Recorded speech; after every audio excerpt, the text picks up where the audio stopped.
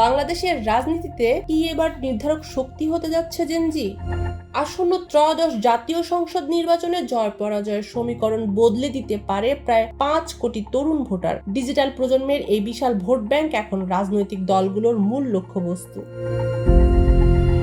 দেশের পরিবর্তিত রাজনৈতিক প্রেক্ষাপটে সবচেয়ে বড় ফ্যাক্টর হয়ে উঠেছে তরুণ ভোটাররা। নির্বাচন কমিশনের সর্বশেষ তথ্য বলছে 18 থেকে 35 বছর বয়সী ভোটারের সংখ্যা এখন প্রায় 5 কোটি। এই বিশাল জনগোষ্ঠী হয়ে উঠতে পারে আগামী নির্বাচনের কিং মেকার।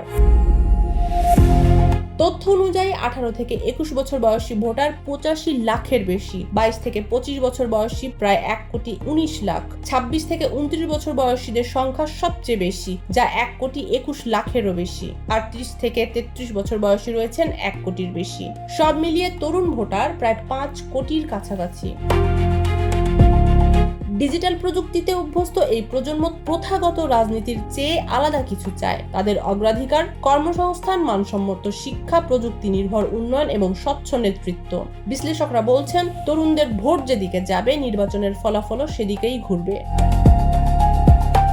অঞ্চল ভিত্তিক বিশ্লেষণে দেখা যায়, ভোটার সংখ্যায় শীর্ষে ঢাকা অঞ্চল। এখানে 1 কোটি 83 লাখের বেশি ভোটার। এরপর রাজশাহী ও ময়মনসিংহ অঞ্চল। সবচেয়ে কম ভোটার রয়েছে ফরিদপুর ও বরিশাল অঞ্চলে। বিশেষজ্ঞদের মতে ঢাকা অঞ্চল এবং তরুণ ভোটার এই দুই ফ্যাক্টরি নির্ধারণ করবে চূড়ান্ত ফলাফল।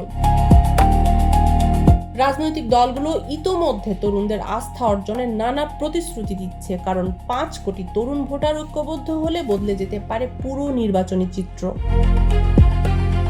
তরুণ প্রজন্ম এখন শুধু ভোটার নয়, তারা নীতি নির্ধারণের দাবিদারও। আসন্ন নির্বাচনে কারা এই বিশাল জনগোষ্ঠীর মন জয় করতে পারে, সেটিই এখন বড় প্রশ্ন। নির্বাচনী মাঠে এখন সবার নজর তরুণ ভোটারদের দিকে। শেষ পর্যন্ত কারা পাচ্ছে জেনজি সমর্থন, সেটি ঠিক করবে জয় পরাজয়ের ভাগ্য। ডেস্ক রিপোর্ট, নতুন কাগজ।